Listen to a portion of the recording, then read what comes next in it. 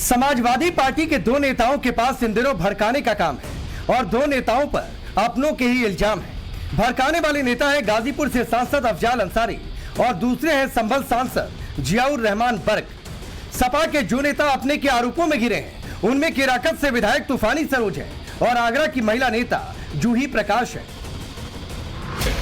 सरकार चलाने से उनसे क्या मतलब, प्रधानियों चलावे जो नहीं खाऊंगा। लिखना तुम्हारे दुकान पे आके चढ़े, जो करना तुम करना। हम भी चलिए धमकी मत दीजिए, जो करना हो कर लीजिएगा। लिखो, हाँ ठीक है, हो जाएगा। धमकी मत दीजिए, जो करना हो कर लीजिए। नहीं, इस तरह से अगर लिखोगे ना मान सम्मान चलेगा तो हम बर्दाश्त नहीं करेंगे। नहीं तो जो भी होना कर। मेरे ऊपर जानलेवा हमला किया गया मेरी पत्नी द्वारा, जूही प्रकाश उनका नाम है, और पहचान में कि वो समाजवादी पार्टी की 2023 में जो चुनाव हुआ था नगर निगम का मेयर, तो उसकी कैंडिडेट थी। जब समाजवादी पार्टी की सरकार आएगी तो एनकाउंटर जो भी जिसने भी फर्जी एनकाउंटर जिन अधिकारियों ने किया है, मैं और हमारी पार्टी पूरी उसके खिलाफ है फर्जी एनकाउंटर की, उसकी हम जांच कर। अफजाल अंसारी योगी को चैलेंज कर रहे, सनातन पर सवाल उठा रहे, तो जियाउर रहमान बर्क एनकाउंटर करने वाले पुलिसकर्मियों को धमका रहे। जबकि सपा के विधायक तूफानी सरोज पर उन्हीं की पार्टी के ब्लॉक प्रमुख ने जान से मारने की धमकी देने का आरोप लगा दिया है और जूही प्रकाश के टॉर्चर से उनके ही पति परेशान हैं। गांजा को हम कहते हैं कि आप कानून का दर्जा देके इसे वैध कर दो।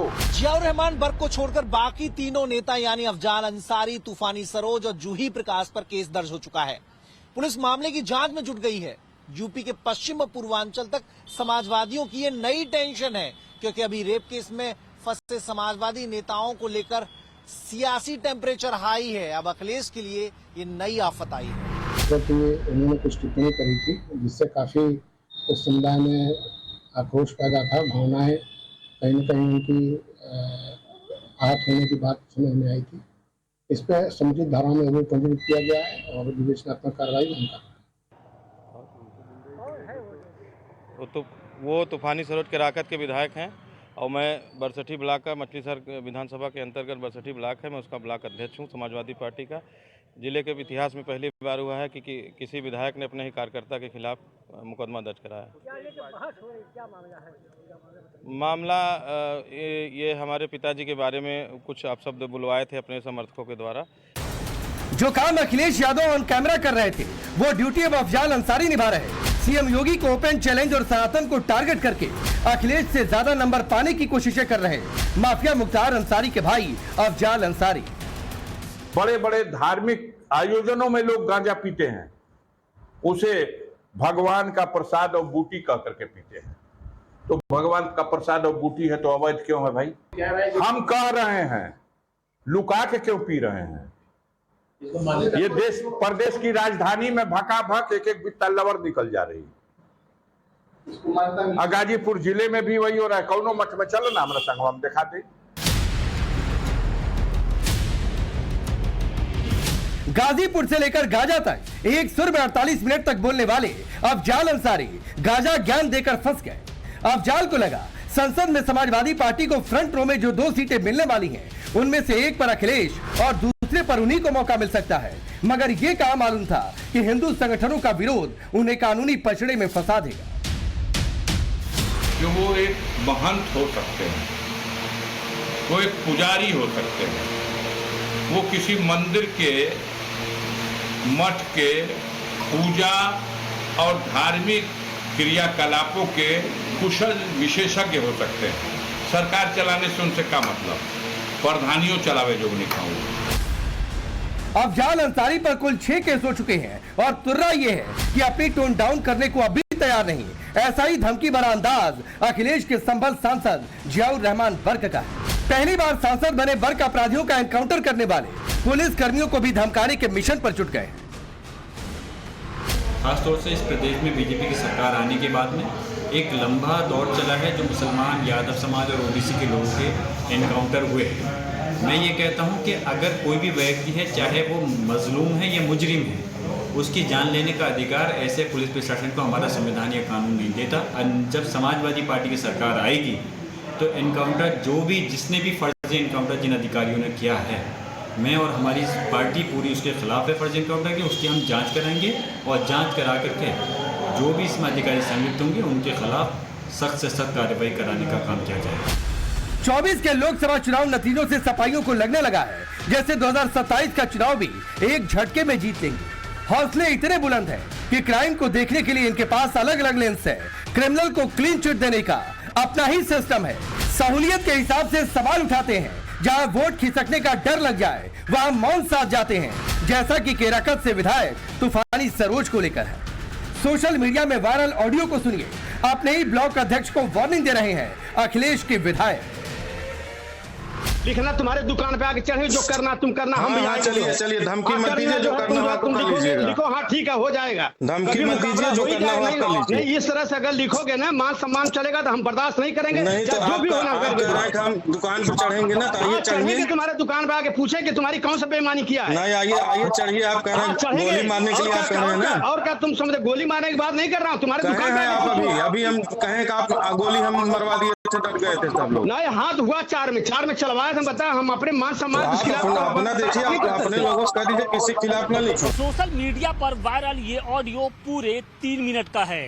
इसमें सपा विधायक तूफानी सरोज और बरसठी से समाजवादी पार्टी के ब्लॉक अध्यक्ष विवेक यादव के बीच तीखी बहस हो रही है। ऑडियो का सार यही है कि समाजवादी पार्टी में सब कुछ ठीक नहीं चल रहा है।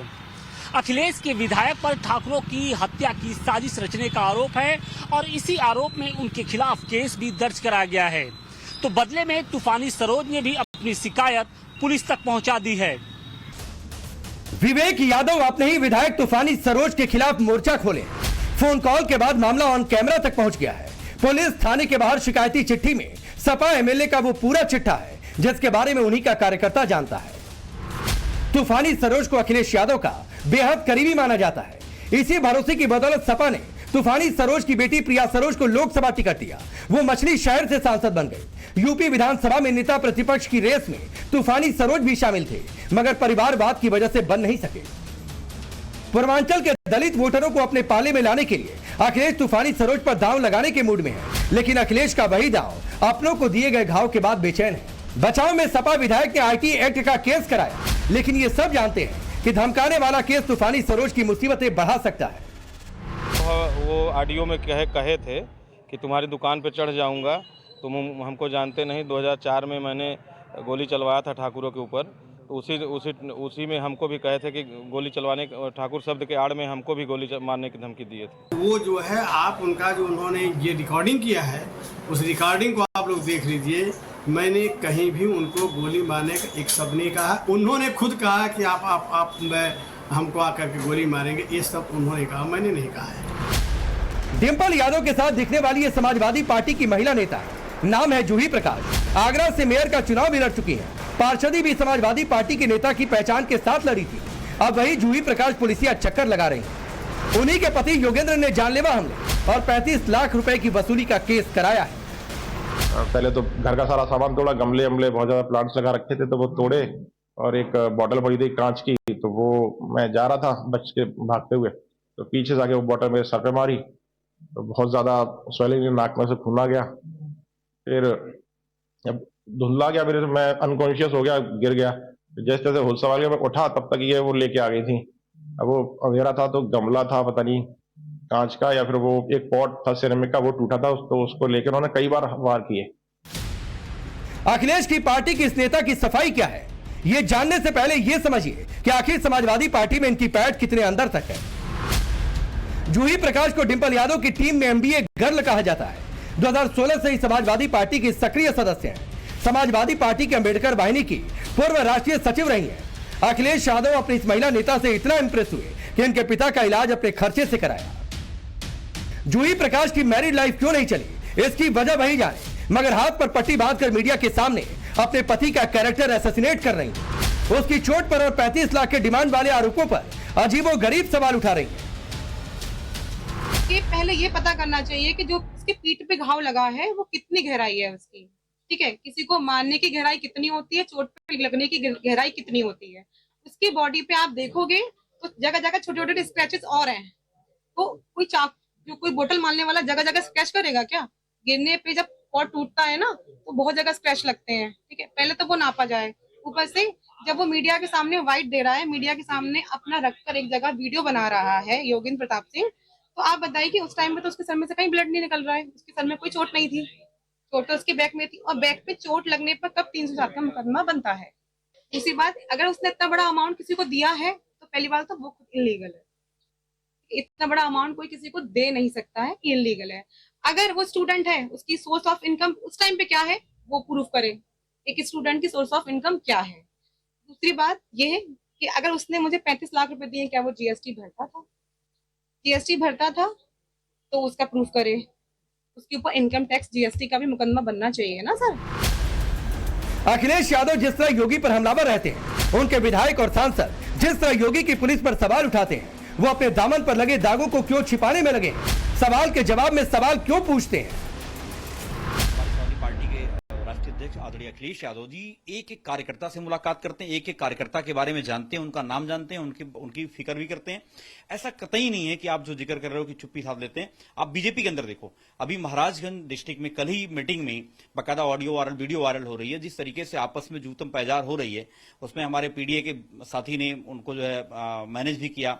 और एक दो बार नहीं है, आप देखो बीजेपी के एक बड़े मंत्री मोती सिंह ने भरी मीटिंग में स्पष्ट इस बात का जिक्र किया कि अभी तक के इतिहास की सबसे भ्रष्ट पार्टी बीजेपी है। समाजवादी पार्टी में सिर फुटौल जारी है। तमाम समय पर इस तरह के वीडियो, विजुअल्स और तमाम चीजें आती हैं। तूफानी सरोज का झगड़ा भी वहीं समाजवादी पार्टी के ही ब्लॉक के अध्यक्ष से हो गया। तो चूंकि बेसिकली जो अराजक तत्व होते हैं, जो अराजकता को पसंद करने वाले लोग होते हैं, वो घर के बाहर भी अराजकता करते हैं, और जो चूंकि उनका व्यवहार बना रहता है तो घर के अंदर भी वही व्यवहार रखते हैं। तो गिरोह चलता है समाजवादी पार्टी में, कोई राजनीतिक दल तो है नहीं। यूपी में विधानसभा चुनाव का बिगुल जल्द बजने वाला है। 10 सीटों पर सियासी रस्साकशी का नया चैप्टर ओपन होने वाला है। बीजेपी ऐसे मुद्दों को छोड़ने के मूड में नहीं, इसीलिए समाजवादी पार्टी बैकफुट पर है। Bureau report, times now Bharat.